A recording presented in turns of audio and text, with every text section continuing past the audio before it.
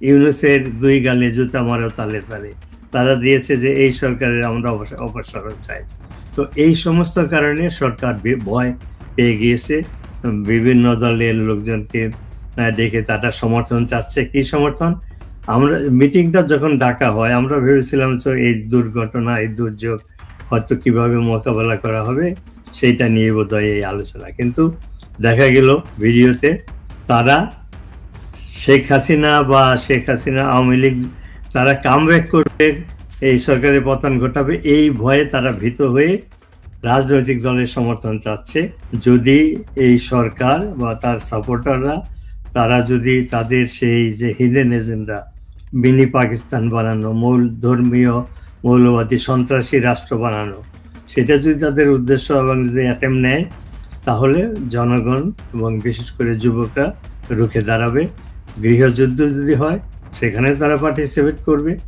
আর যদি শান্তিপূর্ণভাবে এই সরকার পদত্যাগ করে একটা নির্দলীয় রাষ্ট্রপতির অধীনে যদি একটা inclusive free and fair election হয় আওয়ামী লীগ সহ, সেই ইলেকশনে যেই জিতবে সেই ক্ষমতায় আসবে, শাসনতন্ত্রের আগেরটাই বহাল থাকবে। এই প্রসেসটায় যদি শান্তি আনতে চায় বাংলাদেশের মানুষ, জনগণ সেটাকে সমর্থন করবে। আর গৃহযুদ্ধে আগাতে চায় তার জন্য প্রস্তুত আছে বাংলাদেশের জনগণ। বাংলাদেশে এই যে আজ রোববার থেকে যে সপ্তাহটা শুরু হলো, এই সপ্তাহটা এক ধরনের খুবই কৌতূহলের একটি সপ্তাহ হচ্ছে। এটি আগে থেকেই ধারণা করা হচ্ছিল, অর্থাৎ এই সপ্তাহে কি হবে দেশে, কি হতে পারে, কি কি ঘটতে পারে, এগুলো নিয়ে আগে থেকেই নানান ধরনের কৌতূহল, নানান উদ্বেগ, উৎকণ্ঠা এগুলো ছিল। আমরা জানি যে এই সপ্তাহের একেবারে শেষ, অর্থাৎ মাসের শেষ, এই সপ্তাহের মধ্যেই এই যে জাতীয় নাগরিক পার্টির দাবি অনুযায়ী জুলাই সনদ ঘোষণার একটা আলটিমেটাম আছে, পাশাপাশি ৩ আগস্ট কিংবা ৫ আগস্ট ঘিরেও এক ধরনের পরিস্থিতি হচ্ছে। সেটি কি হচ্ছে, কোন দিকে যেতে পারে, এটি নিয়ে উত্তেজনাও আছে। এই সব মিলে আমি আমার সঙ্গে অতিথি যুক্ত করেছি খুবই বিজ্ঞ এবং প্রবীণ বিশ্লেষক, বীর মুক্তিযোদ্ধা, যুক্তরাজ্যের কাউন্সিলম্যান, পাশাপাশি তিনি ২১শে পদকপ্রাপ্ত একজন লেখক, এবং প্রতিদিন তিনি বিভিন্নভাবে বাংলাদেশের পরিস্থিতিকে পর্যবেক্ষণ করেন একদম খুঁটিয়ে খুঁটিয়ে। আপনারা তাকে প্রতিদিনই কোনো না কোনো চ্যানেলে দেখেন কথা বলতে। এই কারণেই আমি এই সপ্তাহে কি কি ঘটতে পারে এই পর্যবেক্ষণ শোনার জন্য, বিশ্লেষণ শোনার জন্য ডক্টর নুরুন নবী, বীর মুক্তিযোদ্ধা, এবং আমি আগেই বললাম তার পরিচিতি দিলাম, তিনি যুক্তরাষ্ট্র থেকে আমার সঙ্গে যুক্ত হয়েছেন। আমি আপনাকে কৃতজ্ঞতা জানাচ্ছি, ধন্যবাদ জানাচ্ছি আমাকে সময় দেওয়ার জন্য। আপনি যদি একটু শুরু করেন, আপনার একেবারেই পর্যবেক্ষণ কি, প্রথমে যদি একটু ছোট করে বলার চেষ্টা করেন যে আপনি কি দেখছেন এই সপ্তাহে কি হতে পারে।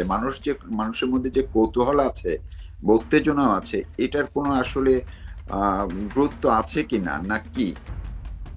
ধন্যবাদ আমাকে আপনার অনুষ্ঠানে আমন্ত্রণ করার জন্য।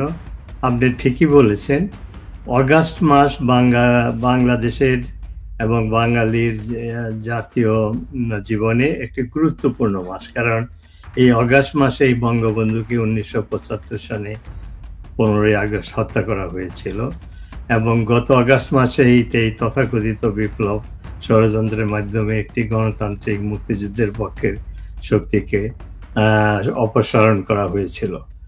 তারপরে গত এক বছরে যে ঘটনা ঘটছে, সেই ঘটনার পরিপ্রেক্ষিতে মানুষের মনে এই অগাস্ট মাসটা আশঙ্কাজনক একটা মাস, বিশেষ করে প্রথম সপ্তাহ, এবং অনেক কিছুই ঘটতে পারে। মানুষের মনে নানা প্রশ্ন এবং নানা গুজব, কি ঘটতে পারে এটা সবার মনেই, একটা $1,000,000 প্রশ্ন সবার মনেই। তো আমি একটু আমার ব্যক্তিগত জীবনেও জাতীয় জীবনেও যেমন 15ই আগস্ট বা অগাস্ট মাস গুরুত্বপূর্ণ। আমার ব্যক্তিগত জীবনেও কিছু অভিজ্ঞতা রয়েছে এই অগাস্ট মাসের সাথে। আমি 1975-এর অগাস্ট মাসে ঢাকা বিশ্ববিদ্যালয়ের শিক্ষক ছিলাম এবং সিনেটের মেম্বার ছিলাম। 15ই আগস্ট বঙ্গবন্ধু বাংলাদেশের প্রধানমন্ত্রী, তিনি ঢাকা বিশ্ববিদ্যালয়ের টিএসসি আমরা বলতাম, টিচার স্টুডেন্ট সেন্টারে কনভোকেশন হবে। স্বাধীনতার পর সেটাই কনভোকেশন। আমার কনভোকেশন নয়, ছাত্র হিসাবে নয়, আমি সিনেটের মেম্বার হিসাবে সেখানে আমার থাকার কথা।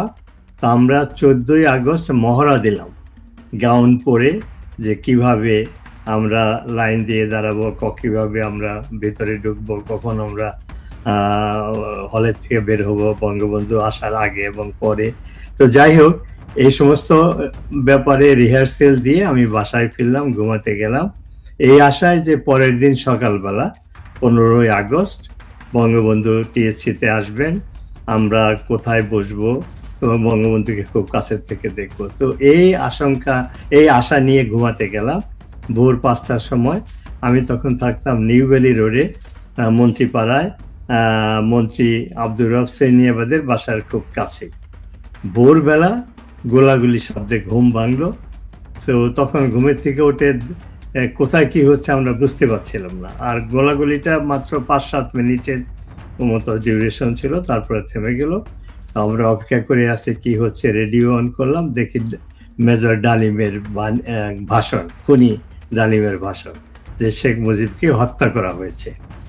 তো সেই সময়ের যে আমার মানসিক অবস্থা, সেগুলো ওই অগাস্ট মাস আসলে সেই ঘটনাগুলো আমার মনে পড়ে।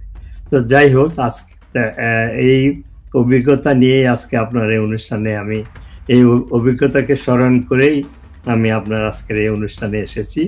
সেই সময় কি ঘটেছিল? বঙ্গবন্ধু যখন যুদ্ধ বিধ্বস্ত বাংলাদেশ গড়ার কাজে দায়ী এবং অনেক পাহাড় সম চ্যালেঞ্জিং সম্মুখীন, সেই সময়ে গভীর ষড়যন্ত্রের মাধ্যমে দুজন মেজর ফারুক এবং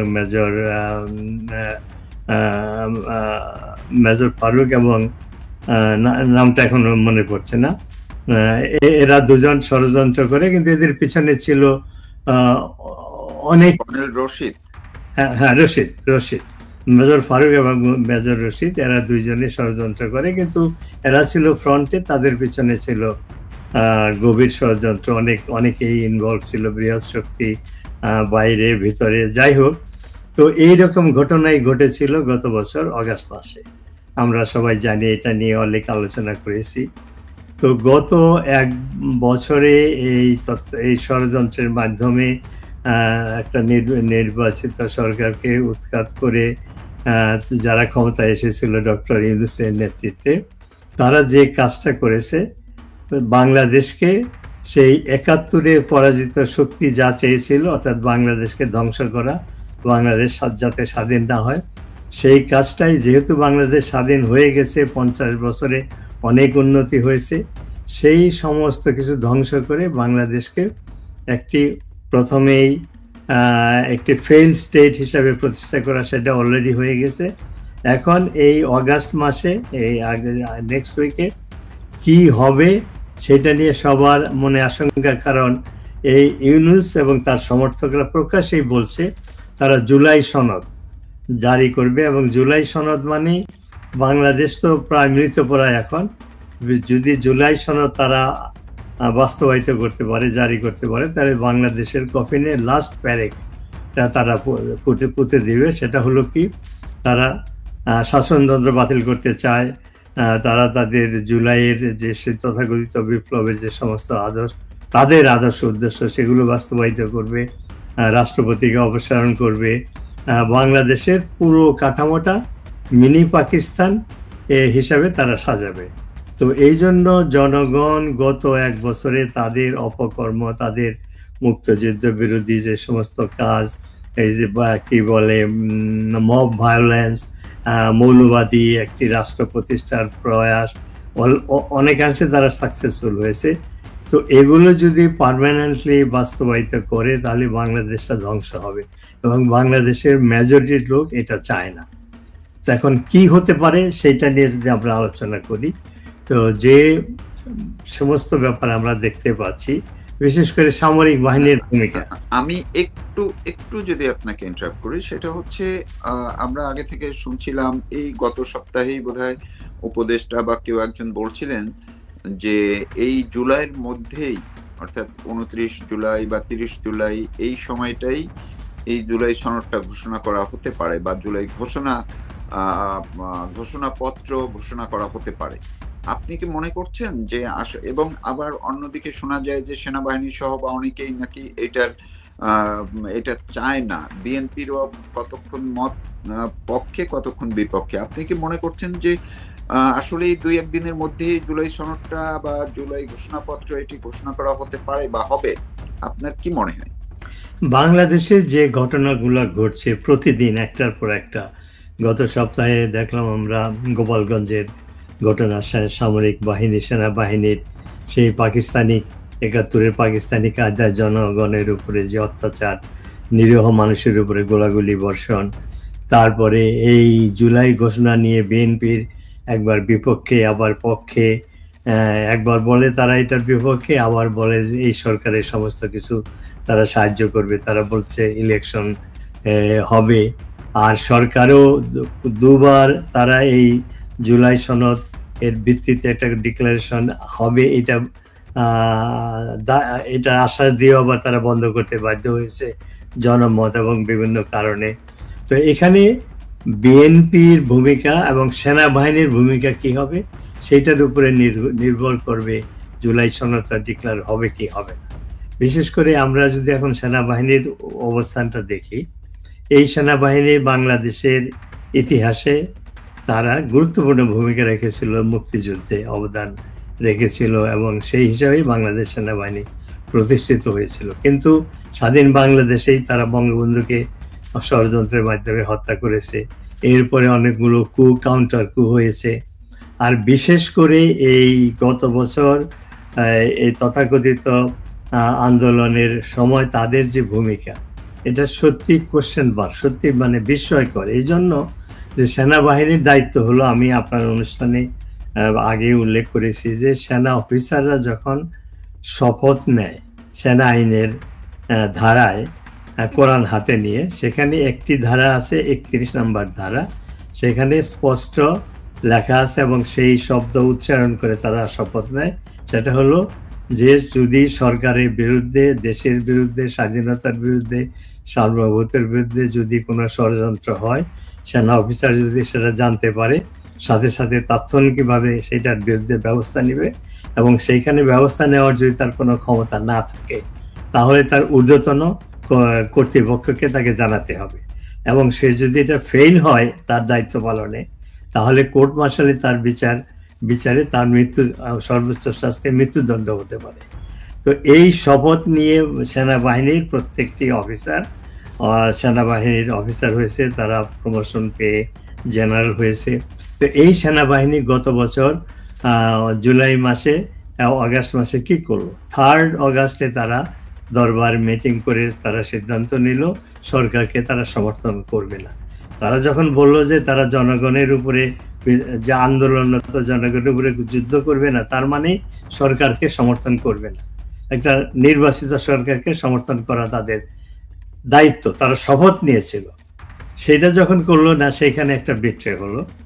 তারপরে যখন শেখ হাসিনা রক্ত ক্ষয় অ্যাভয়েড করার জন্য তিনি ক্ষমতা, তিনি কি বলে হত্যাযজ্ঞ অ্যাভয়েড করার জন্য তিনি ভারতে চলে গেলেন, রিজাইন কিন্তু তিনি দেন নাই। তখন সেনাবাহিনী কি করলো, শেখ হাসিনা যখন হেলিকপ্টারে উঠেন নাই, সেই সময় সেনা প্রধান জামাতে ইসলামের প্রেসিডেন্ট তাকে কল করে ক্যান্টনমেন্টে ডেকে নিল, এবং জামাতের প্রেসিডেন্ট ডাক্তার শফিক এক ইন্টারভিউ বলেছে যে আমাকে যখন ক্যান্টনমেন্টে যেতে হলো ভেবেছিলাম আমাকে বোধহয় অ্যারেস্ট করবে। ওখানে গিয়ে এই জেনারেল ওয়াকার, যে সেনাবাহিনী প্রধান, শেষ, এবং আরো কয়েকটা দলকে ডেকে ক্ষমতা শেখ হাসিনা, এবং ওইখানে উনি মিথ্যাচার করলেন। উনি কিন্তু ভারতে যাওয়ার, শেখ হাসিনাকে ভারতে যাওয়ার সমস্ত ব্যবস্থা উনি করেছেন। উনি সাংবাদিকদেরকে বললেন যে আমি শুনেছি শেখ হাসিনা দেশ ছেড়ে চলে যাচ্ছে। সমস্ত ব্যবস্থা করে উনি মিথ্যাচার করলেন। তো যাই হোক, তো তখনও জামাতে ইসলাম একটা অবৈধ নিষিদ্ধ রাজনৈতিক দল, মুক্তিযুদ্ধ বিরোধী দল। তার সভাপতিকে ডেকে ক্যান্টনমেন্টে নিয়ে অন্যান্য দলকে নিয়ে কিভাবে সরকার গঠন করতে হবে সেটা নিয়ে পরামর্শ করলো। এখানে আরেকটা বিশ্বাসঘাতকতা বা দায়িত্বহীনতা। তো ওই ঘটনা আমরা দেখলাম। তারপরে গত 10 মাসে বিভিন্ন সময়ে বিভিন্ন কথা। তো সেনাপ্রধানের রোলটা কি আমাদের কাছে একবার মনে হলো জনগণের পক্ষে কথা বলে হুঙ্কার দিয়ে, আবার মনে হচ্ছে তিনি বলছেন এই ইউনূস সরকারকে সমর্থন করবেন। ইউনূস সরকার হলো অবৈধ সরকার, অশাসনতান্ত্রিক সরকার। তো যখনই একটা বৈধ সরকার শেখ হাসিনা সরকারকে সমর্থন করলো না, তারপরে আবার অবৈধ সরকারকে সাপোর্ট করে যাচ্ছে, বারবার বলতেছেন। আবার মাঝে মধ্যে বলে এই সরকার কি বলে আমাদের সেন্ট মার্টিন দ্বীপ দিয়ে দিচ্ছে, পোর্ট চিটাগাং পোর্ট দিয়ে দিচ্ছে, করিডোর সেফ করিডোর দিয়ে দিচ্ছে, আমরা এটা সমর্থন করি না, আমরা কিছু জানি না। তো এই সমস্ত মাঝে মধ্যে গরম গরম কথার পরে বলার পরে আমাদের একটা ধারণা ছিল, যদিও 5th অগাস্টে তারা বিট্রে করেছিল, জনমনে একটা আশঙ্কা, আশার আলো সৃষ্টি হয়েছিল যে এই সরকার বোধহয়, এই সেনাবাহিনী বোধহয় এই সরকারের এই অপকর্ম ফাইনালি সাপোর্ট করবে না। কিন্তু গত সপ্তাহে আমরা কি দেখলাম? গোপালগঞ্জে যা ঘটেছে, নিরীহ মানুষের উপরে গুলি করা হয়েছে। ভিডিওতে আমরা দেখেছি মানুষ দৌড়ে পালিয়ে যাচ্ছে, পিছন থেকে তাদেরকে গুলি করে মারা হচ্ছে। একটা ছবি তো ভাইরাল হয়ে গেছে যে একটা আহত অলমোস্ট মৃতপ্রায় যুবককে টেনে হেসে যখন নিয়ে যাচ্ছিল, সে সেনা সদস্যের পায়ে ধরে অলমোস্ট প্রাণ ভিক্ষা চেয়েছিল, তাকে বুট দিয়ে লাথি দিচ্ছে, বুক দিয়ে গলা চেপে ধরে তাকে হত্যাও করেছে। তো এই যে তারপরে কারফিউ দিয়ে বাড়ি বাড়ি গিয়ে মানুষকে ধরা, মহিলাদেরকে অত্যাচার করা, এগুলো তো পাকিস্তানি আর্মি 71-এ এইভাবে এগুলো করার সাহস পায় না অন ক্যামেরা, আর এই সেনাবাহিনী সেটা করেছিল।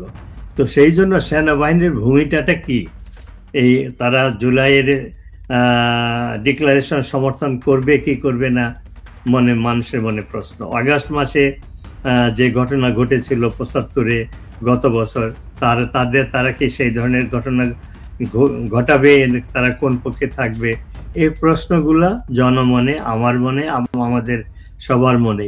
তো এই কি ঘটে যাচ্ছে সেটা নির্ভর করবে সেনাবাহিনীর ভূমিকা কি। অলরেডি জনগণ কিন্তু এই সরকারের বিরুদ্ধে ক্ষেপে যাচ্ছে। এই যে বিমান দুর্ঘটনার পরে এই দায়িত্বহীনতার যে পরিচয় দিল ডক্টর ইউনূস এবং তার সরকার, আর বিশেষ করে এই ঘটনার পর লাশ গুম করার অভিযোগ, তারপরে ব্ল্যাক বক্স সেটা গুম করার অভিযোগ, তারপরে সিসি ক্যামেরা যে কলেজের সেটাকে সেনাবাহিনীরা খুলে নিয়ে গেছে, যে ঘটনাস্থলে দুর্ঘটনার পরে এসে যারা আহত নিহত তাদের টেক কেয়ার না করে তারা ক্যামেরা সরানোর দায়িত্বে, ওইটা তাদের ফার্স্ট প্রায়োরিটি ছিল। তো এই সমস্ত কারণে সেনাবাহিনীর কি ভূমিকা এবং তাদের যে বাংলাদেশ বিরোধী, জনবিরোধী যে ভূমিকা দেখলাম গত এক সপ্তাহে গোপালগঞ্জে, এবং মনে হচ্ছে যে গোপালগঞ্জে যুদ্ধ ঘোষণা করা হয়েছে। সেখানে শুধু সেনাবাহিনী না, নৌবাহিনী, সেনাবাহিনী, পুলিশ, র্যাব কারফিউ দিয়ে জনগণকে অত্যাচার করা হচ্ছে।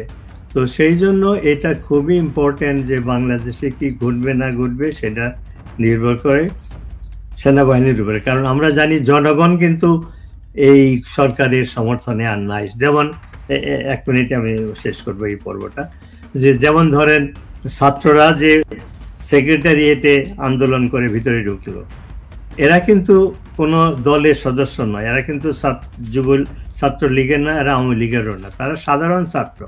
কিন্তু তারা স্লোগান দিয়েছে ইউনূসের 2 গালে জুতা মারো তালে তালে, তারা দিয়েছে যে এই সরকারের আমরা অপসারণ চাই। তো এই সমস্ত কারণে সরকার ভয় পেয়ে গিয়েছে, বিভিন্ন দলের লোকজনকে ডেকে তারা সমর্থন চাচ্ছে। কি সমর্থন? আমরা মিটিংটা যখন ডাকা হয় আমরা ভেবেছিলাম তো এই দুর্ঘটনা, এই দুর্যোগ হয়তো কিভাবে মোকাবেলা করা হবে সেইটা নিয়ে বোধহয় এই আলোচনা, কিন্তু দেখা গেল ভিডিওতে তারা শেখ হাসিনা আওয়ামী লীগ তারা কামব্যাক করবে, এই সরকারের পতন ঘটাবে, এই ভয়ে তারা ভীত হয়ে রাজনৈতিক দলের সমর্থন চাচ্ছে।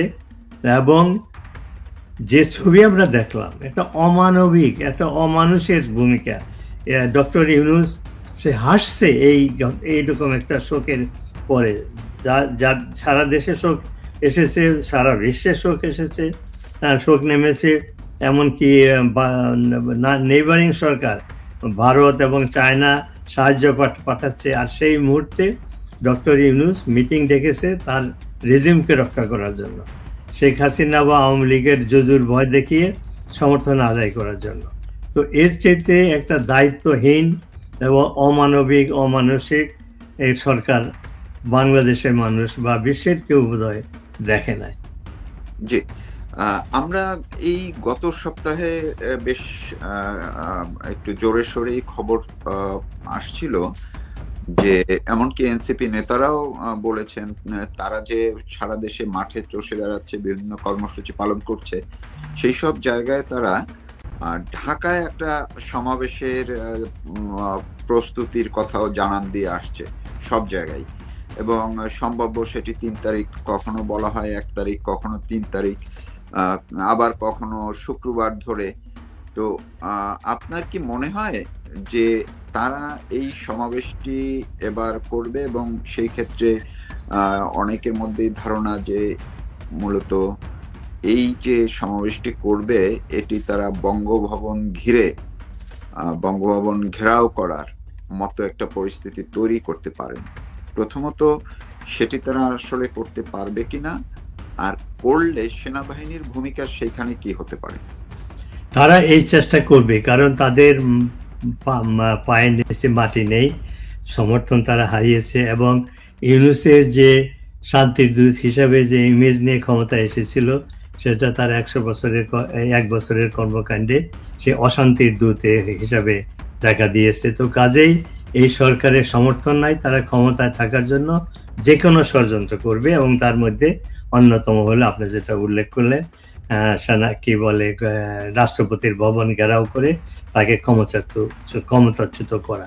এর আগে এই ছাত্ররা চেষ্টা করেছিল, বিএনপি সমর্থন করেনি, সরকার পিছিয়ে গিয়েছে। আর সেনাবাহিনীর ভূমিকাটা কি হবে সেটা গুরুত্বপূর্ণ, এই জন্য যে অলরেডি সেনাবাহিনী রাষ্ট্রপতি ভবনকে রক্ষা করার জন্য সেনা মোতায়েন করেছে গত কয়েক মাস যাবত।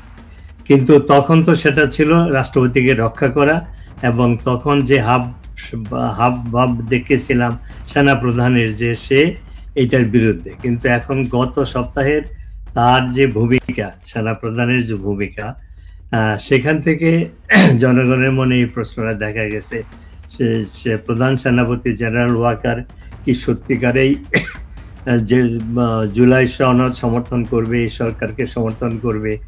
গত 2 সপ্তাহে যে ঘটনা আমরা দেখলাম যে কয়েকজন ছাত্র নেতা তারা রাজনৈতিক দল করেছে, যে দলটা এখনো রেজিস্টার্ড না, এখনো নিবন্ধন পায় নাই, একটা দল, এবং সেই নেতার 4-5 জন ইয়াং ছেলে যারা মানে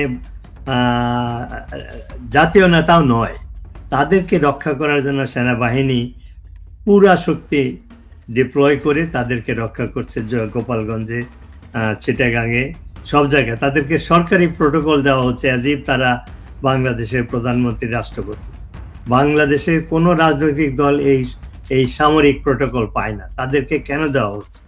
এই জন্য প্রশ্ন উঠেছে জেনারেল ওয়াকারের ভূমিকা, সে রাষ্ট্রপতিকে রক্ষা করবে না ইউনূসের সাথে হাত মিলিয়ে তাকে উৎখাত করে জুলাই সনদ বাস্তবায়িত করবে?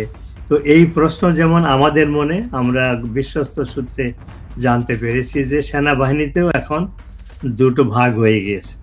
এতদিন তারা ইউনিটি দেখাতো, ওয়াকার যা বলতো তাই সমর্থন করত, যদিও কয়েক মাস আগে একটু গুজব উঠেছিল যে কি বলে, ইউনূসের যে একজন সামরিক উপদেষ্টা রয়েছে, প্রতিরক্ষা উপদেষ্টা রয়েছে, রজার রহমান, ডক্টর রজার রহমান, সে চেষ্টা করেছিল ইউনূসের পরামর্শে ওয়াকারকে সরানো, কিন্তু তার কিছুদিন পরে আমরা খবর পাচ্ছিলাম যে ইউনূস সেনাবাহিনীকে একত্র করেছে, সবাই তার পিছনে। কিন্তু এই গোপালগঞ্জের ঘটনার পরে জনবিরোধী গণতন্ত্রে এর অবমাননা করে মানবতার, যেহেতু যুদ্ধ নাই, যুদ্ধ অপরাধ বলা যায় না, কিন্তু মানবতা বিরোধী অপরাধ করেছে সেনাবাহিনী, এটা স্পষ্ট। দেশে বিদেশে মিডিয়াতে এগুলো প্রচার হয়েছে, ভিডিও ক্লিপ ডিস্ট্রিবিউট করা হয়েছে। তো এই মানবতা বিরোধী যে কাজ জেনারেল ওয়াকার করেছে, সে অর্ডার দিয়েছে। এবং আরেকটু খবর আমরা পেয়েছি যে সেটা হলো যে এই গোপালগঞ্জ হলো যশোর ক্যান্টনমেন্টের আন্ডারে। যশোর ক্যান্টনমেন্টের যে জিওসি, যিনি এক মেজর জেনারেল, সে হলো এক জামাত নেতার পুত্র, এবং সে বর্তমানে বোধহয় ইলেকশন কমিশনের গুরুতর দায়িত্বের, উচ্চতর দায়িত্বে রয়েছে। এছাড়াও ওই মেজর জেনারেলের নামটা বোধহয় এমদাদুল হক, আমার ঠিক মনে নাই। তো ওই মেজর জেনারেলের আপন ফুফা শ্বশুর হলো এই ইউনূসের ক্যাবিনেটের উপদেষ্টা রেজওয়ানা চৌধুরী। তো এই সমস্ত কারণে মানুষের মনে স্পষ্ট মানে সন্দেহ উদ্রেক করেছে, সেটা হলো যে এই জেনারেল ওয়াকার, ওই যশোরের যে জিওসি, এরা সবাই মিলে কি ইউনূসকে অন্ধভাবে সমর্থন করে রাষ্ট্রপতিকে অপসারণ করে সেই জুলাই সনদ বাস্তবায়িত করবে। এই যদি হয়, এবং এই আশঙ্কায় সেনাবাহিনীতে দ্বিমত দেখা দিয়েছে। একটা গুরুত্বপূর্ণ অংশ তারা এই জেনারেল ওয়াকারের এই বাংলাদেশ বিরোধী, মুক্তিযুদ্ধ বিরোধী, বঙ্গবন্ধু বিরোধী এই কার্যক্রম সমর্থন করছে না। আমরা গুজব শুনতে পাচ্ছি যে সেনাবাহিনীতে দ্বন্দ্ব দেখা দিয়েছে। তো কাজেই যদি ক্ষমতার জোরে জেনারেল ওয়াকার, ডক্টর ইউনূস যদি এই কি বলে আগস্ট মাসে সে জুলাই সনদ বাস্তবায়িত করে রাষ্ট্রপতিকে অপসারণ করে, তাহলে গৃহযুদ্ধ বেজে যাবে। কারণ বাংলাদেশের জনগণ অলরেডি ইউনূস সরকারের বিরুদ্ধে, গোপালগঞ্জের ঘটনার ব্যাপারে তারা এই সরকারের বিরুদ্ধে। আমরা যে সমস্ত পত্রপত্রিকা বা বিভিন্ন পত্রপত্রিকায় না, আমরা বিশ্ব মিডিয়াতে, বহির্বিশ্বের মিডিয়াতে আমরা যেগুলো দেখতে পাচ্ছি যে বাংলাদেশের মানুষ, বিশেষ করে আওয়ামী লীগ সমর্থক যুবলীগরা আগে যখন ঝটিকা মিছিল করতো 50-60 জন, এখন তারা প্রকাশ্যে মিটিং করছে হাজার হাজার লোক। কিছু যে সমস্ত বুদ্ধিজীবী, তথাকথিত বুদ্ধিজীবী বামপন্থী, তা যারা সেই গত বছর জুলাইয়ে এই অভ্যুত্থানকে বা এই বিপ্লবকে সমর্থন করেছিল, তারাও এখন প্রকাশ্যে বলতেছে যে তারা ভুল করেছিল, তারা যেটা বিশ্বাস করেছিল তাদেরকে প্রতারণা করা হয়েছে। এবং সাধারণ মানুষ, শ্রমিক, রিক্সাওয়ালা, কৃষক, এরা সবাই বলছে আগের সরকারই ভালো ছিল। তো কাজেই এই জুলাই সনদ যদি তারা অ্যাপ্রুভ করে এবং রাষ্ট্রপতিকে অপসারণ করে এবং ইউনূসকে আরো ক্ষমতা দেওয়া হয়, সেনাবাহিনী যদি এটা সমর্থন করে, দেশে গৃহযুদ্ধ বাঁধবে। এটা অনিবার্য, কারণ মানুষ খেপে গিয়েছে, তারা বসে থাকবে না। আর আমরা তো ইতিহাস জানি বাংলাদেশে, যে বাংলাদেশের জনগণের পিঠ যখন দেয়ালে ঠেকে যায়, তারা সামনের দিকে আগায়। এটা একটা ফেইল্ড স্টেট হয়ে গেছে। লক্ষ লক্ষ শ্রমিক বেকার, গার্মেন্ট ইন্ডাস্ট্রি মহিলারা কাজ করতো, সেই মহিলারা চাকরি হারিয়েছে, তাদের ইনকাম নাই, তারা না, তাদের পরিবার না খেয়ে থাকছে। আর এই ইয়াং জেনারেশন, ছাত্রদের ভবিষ্যৎ কি, লেখাপড়া নাই, স্কুল কলেজ বন্ধ। তারপরে এই যে বিমান দুর্ঘটনার পরে ছাত্রদের, তারা জেনুইনভাবে কিছু বিষয়ে তারা প্রতিবাদ করছিল, তাদেরকে যেভাবে পিটানো হয়েছে, মিডিয়াতে শুনেছি একজনকে নিহত হয়েছে এবং অনেক ছাত্র অ্যারেস্ট হয়েছে এবং তারা আহত হয়েছে। কিন্তু সেই নিউজটা কিন্তু বাংলাদেশের মানুষ জানে না, কিন্তু সেগুলো লিক হচ্ছে মাস মিডিয়ার মাধ্যমে, ইন্টারনেটের মাধ্যমে, সেগুলো মানুষের মনে যাচ্ছে। ওই প্যারেন্টসগুলো তো খেপে যাচ্ছে। তো কাজেই এই সরকার বিরোধী জনগণ আস্তে আস্তে বিরোধে যাচ্ছে। সেনাবাহিনীর একটা অংশ এই জেনারেল ওয়াকার ইউনূসের এই কাজ সমর্থন করছে না। তো কাজেই তারা যদি এই পদক্ষেপ নেয় জুলাই সনদ বাস্তবায়নে, দেশে গৃহযুদ্ধ অনিবার্য। এবং গৃহযুদ্ধ যদি বাধে, তো এই বিদেশি শক্তির সমর্থনে ইউনূস যে ক্ষমতায় রয়েছে তারা টিকতে পারবে না, তাদেরকে পালাতে হবে, ক্ষমতা ছাড়তে হবে এবং জয় আমাদের হবে, কিন্তু মাঝখানে রক্তপাত হওয়ার সম্ভাবনা অনেক বেশি। জি, আরেকটা বিষয় আমরা গতকালকে দেখলাম যে প্রধান উপদেষ্টার দপ্তর থেকে কিছু তথ্য বেরিয়েছে যে এই সপ্তাহের মধ্যেই তিনি হয়তো নির্বাচনের একটা রোডম্যাপ, সুনির্দিষ্ট একটা তারিখ কিছু ঘোষণা করা বা নির্বাচন কমিশনকে একটা নির্দেশনা দিবেন। এখন এটি নিয়ে বিএনপি এবং অন্যদিকে জামাত ও ইসলামপন্থী দলগুলো যেহেতু আলাদা একটা জোটের কথাও গতকালকে প্রকাশ পেয়েছে, সেই ক্ষেত্রে আজকে কোনো মাধ্যম থেকে শোনা গেছে যে নির্বাচনের এখন যে রোডম্যাপটা দেয়া হবে সেটা এক ধরনের হয়তো দায়সারা ভাবে দেয়া হবে এবং বিএনপি সেটা বুঝে গেছে যে এই রোডম্যাপটা বিশেষ করে জামাত এবং এনসিপি বা ইসলামী দলগুলো যেভাবে চাইবে সেইভাবেই দিচ্ছে। আর বিএনপি হয়তো এটার তারা নিজেদেরকে সেই জায়গাটায় থেকে সরিয়ে নিয়ে আসতে পারে। আপনার কাছে কি মনে হয় যে বিএনপি এবং জামাতের মধ্যে সাম্প্রতিক আমরা যে দূরত্বটা দেখলাম, আবার গত কয়েকদিন একটু স্থিতিশীল অবস্থায় আছে, আসলে এই নির্বাচন ঘিরে বিএনপি এবং জামাত কি অবস্থায় যেতে পারে আগামী এক সপ্তাহের মধ্যে? নতুন কি কোনো কিছু হওয়ার সম্ভাবনা বা আশঙ্কা কিছু দেখছেন আপনি? এটা খুবই গুরুত্বপূর্ণ প্রশ্ন। এই জন্য আমরা তখন সেনাবাহিনীর ভূমিকা নিয়ে আলোচনা করলাম যে সেনাবাহিনী কোন দিকে যাবে, বাংলাদেশের ভবিষ্যৎ দিকে যাবে, তারা কি করবে তার উপরে অনেক কিছু নির্ভর করবে। ঠিক তেমনি বিএনপি কোন দিকে যাবে, কি করবে, সেটার উপরেও জাতির ভবিষ্যৎ নির্ভর করবে এবং বিএনপির ভবিষ্যৎ নির্ভর করবে।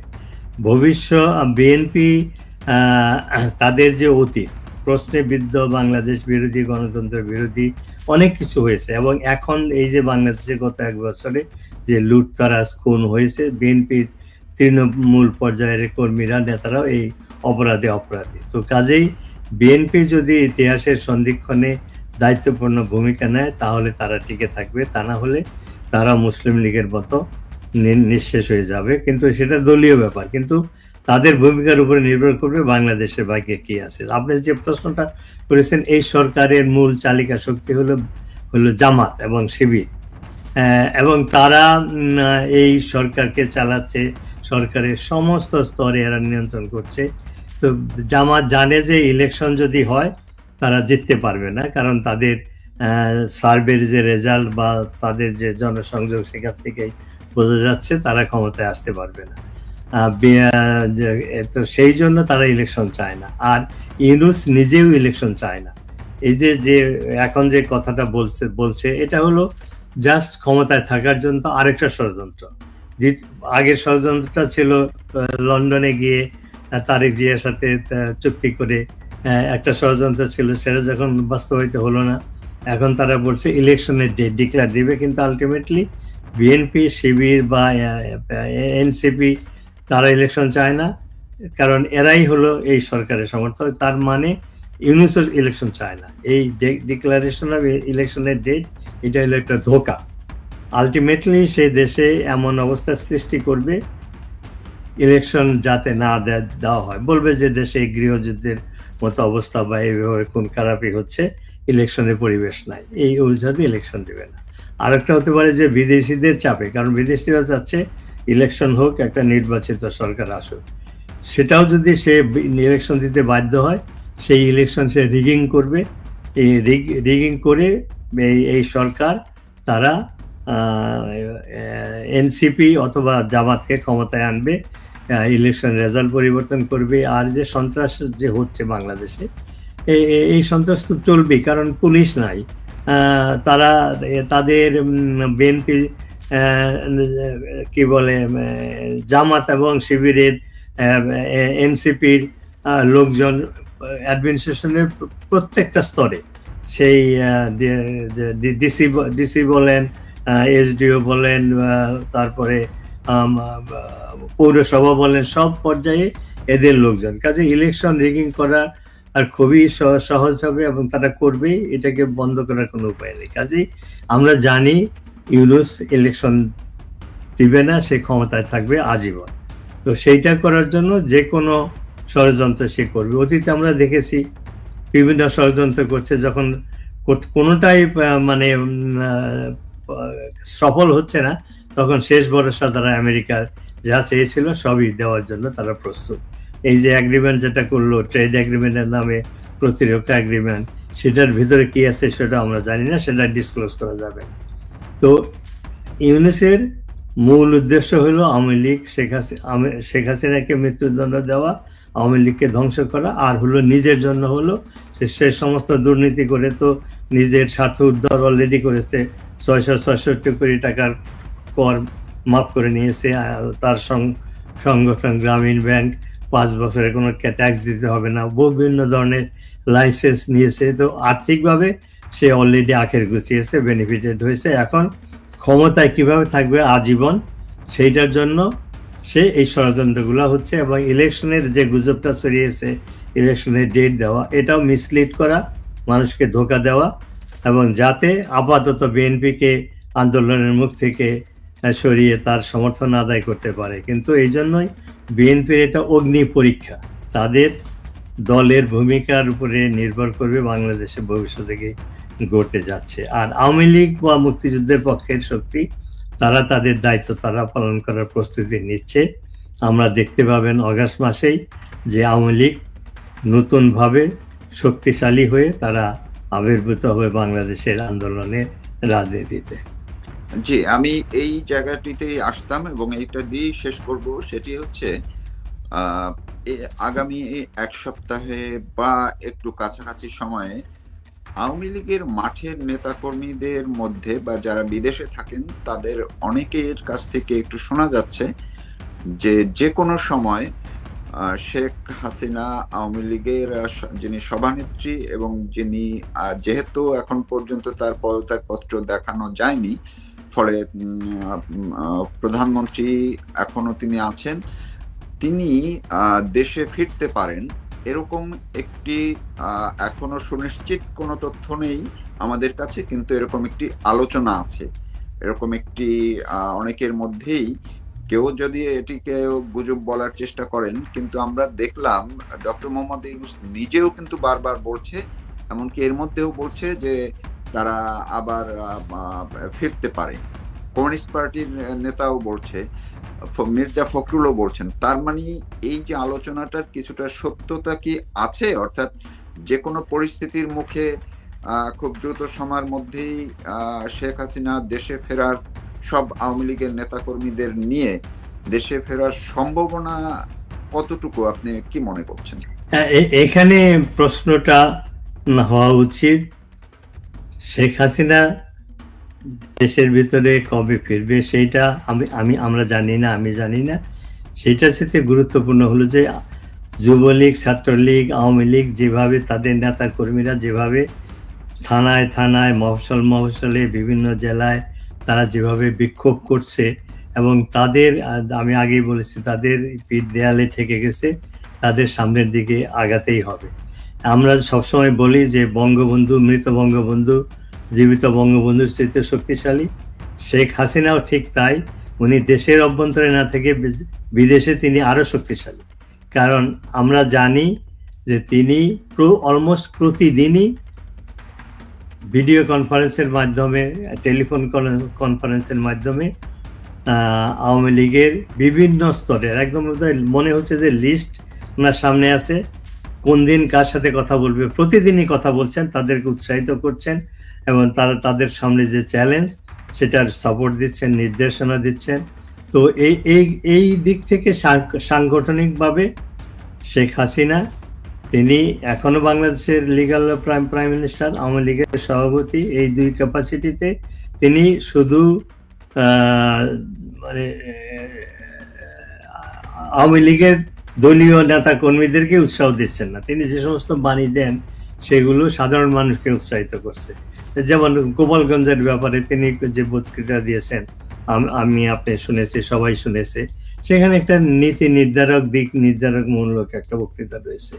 তো কাজেই উনি কখন ফিরবেন সেটা বলা মুশকিল, সেটা নির্ভর করে অনেক কিছুর উপরে, কিন্তু আওয়ামী লীগ যে ফিরে আসতেছে, আওয়ামী লীগ যে রুখে দাঁড়াবে সেই ইঙ্গিত আমরা পাচ্ছি, এবং সেটা ঘটতে যাবেই। এবং এখানে মিডিয়াতে বলা ঠিক হবে কিনা জানি না, নতুন প্রজন্মের ইয়াং মেন তারা কিন্তু হাংরি, তারা যে কোনো ত্যাগ করতে তারা রাজি আছে। ৭১-এ আমি আমার মতো যুবকরা আমরা যুদ্ধে গিয়েছিলাম কোনো কোনো মিডল স্তরের নেতারা আহ্বানে না, বঙ্গবন্ধুর আহ্বানে। এবারও ঠিক সেই পরিস্থিতি, শেখ হাসিনার আহ্বানে ইয়াং জনগণ, ইয়াং জনতা, যুবকরা তারা মুখিয়ে আছে যে কোনো চ্যালেঞ্জ নেওয়ার জন্য। তো কাজেই যে অবস্থার বর্তমানে সৃষ্টি হয়েছে, যদি গৃহযুদ্ধ বাদে তাহলে নতুন প্রজন্মের যুবকরা, ইয়াং ম্যানরা তারা প্রস্তুত দেশের স্বাধীনতা রক্ষার জন্য, মুক্তিযুদ্ধের পরাজিত শক্তিকে বাংলাদেশ থেকে নির্মূল করে মুক্তিযুদ্ধের চেতনা ফিরিয়ে আনা, আওয়ামী লীগ শেখ হাসিনাকে ক্ষমতায় আনা। এর জন্য যুবকরা রেডি হয়ে আছে। নির্দেশ পেলেই তারা মাঠে নামবে, নির্দেশ পেলে যে কোনো চ্যালেঞ্জের সম্মুখীন তারা হতে রাজি আছে, যে কোনো ত্যাগের জন্য তারা রাজি আছে। কারণ তারা দেখতে পাচ্ছে যে ভবিষ্যৎটা কি, যে বাংলাদেশটাকে ধ্বংস করে বিলুপ্ত করে এটা পাকিস্তান, আবার সেই ইস্ট পাকিস্তান বানাবে, এবং ইস্ট পাকিস্তানের চেয়েও একদমভাবে ধর্মীয় মৌলবাদী সন্ত্রাসী রাষ্ট্র তারা প্রতিষ্ঠা করবে। এই সরকারের যেগুলো যতগুলো আছে সংস্কার আছে, তার ভিতরে একটা হলো যে পুলিশের হাতে অস্ত্র থাকবে না। আধুনিক যুগে কোথাও এই ধরনের পুলিশ দিয়ে শান্তি রক্ষা হবে? পুলিশের হাতে অস্ত্র থাকবে না, অস্ত্র থাকবে কার হাতে? এই জামাত শিবিরের ক্যাডারদের হাতে। তো এখান থেকে এই জিনিসটা মানুষ বুঝতে পেরেছে, যুবকরা বুঝতে পেরেছে। এই যে একজন কি বলে, এক লোয়ার কোর্টের এক বিচারক উল্লেখ করেছে, বাংলাদেশ এখন লাইফ সাপোর্টে আছে। একটা ছেলে এই যে বিমান দুর্ঘটনার আন্দোলনে অ্যারেস্ট হয়েছে, তাকে কোর্টে আনা হয়েছে, তাকে জিজ্ঞেস করছে তুমি এখানে কেন? তো প্রথম জিজ্ঞেস তুমি কি করো? বলে আমি একজন ছাত্র, ঢাকা বিশ্ববিদ্যালয়। তো তুমি এখানে কেন এসেছিল? বলে আমি এই আন্দোলনে যোগ দেওয়ার জন্য আসি নাই, আমি এখান দিয়ে বাড়ি যাচ্ছিলাম, আমাকে সেক্রেটারির সামনে অ্যারেস্ট করেছে। তখন জাজ বলেছিল দুঃখ করে যে এই ছেলেটা তো ইনোসেন্ট, তার ভবিষ্যৎ ধ্বংস হয়ে গেল, তার বিরুদ্ধে যে সমস্ত অভিযোগে অ্যারেস্ট করা হয়েছে দেশদ্রোহিতার অভিযোগ, তাই সে তো আর কোনোদিন কোনো ভালো চাকরি পাবে না। এই প্রসঙ্গে সে মন্তব্য করেছিল যে বাংলাদেশ এখন লাইফ সাপোর্টে আছে। তো এই অবস্থা মানুষ বুঝতে পারছে, সাধারণ মানুষও বুঝতে পারছে, যে জজরা ভিকটিম হয়েছিল তারাও বুঝতে পারছে। তো কাজেই আপনার যে প্রশ্নের জবাবে আমি এটুকু বলতে চাই, বাংলাদেশের মুক্তিযুদ্ধের চেতনার যুবকরা তারা যে কোনো স্যাক্রিফাইস করতে প্রস্তুত আছে, যদি এই সরকার বা তার সাপোর্টাররা তারা যদি তাদের সেই যে হিডেন এজেন্ডা, মিনি পাকিস্তান বানানো, ধর্মীয় মৌলবাদী সন্ত্রাসী রাষ্ট্র বানানো, সেটা যদি তাদের উদ্দেশ্য এবং যদি অ্যাটেম্প নেয়, তাহলে জনগণ এবং বিশেষ করে যুবকরা রুখে দাঁড়াবে। গৃহযুদ্ধ যদি হয় সেখানে তারা পার্টিসিপেট করবে। আর যদি শান্তিপূর্ণভাবে এই সরকার পদত্যাগ করে একটা নির্দলীয় রাষ্ট্রপতির অধীনে যদি একটা inclusive free and fair election হয়, আওয়ামী লীগ সহ, সেই ইলেকশনে যেই জিতবে সেই ক্ষমতায় আসবে, শাসনতন্ত্রের আগেরটাই বহাল থাকবে। এই প্রচেষ্টায় যদি শান্তি আনতে চায় বাংলাদেশের মানুষ, জনগণ সেটাকে সমর্থন করবে। আর যদি গৃহযুদ্ধে আগাতে চায় তার জন্য প্রস্তুত আছে বাংলাদেশের জনগণ।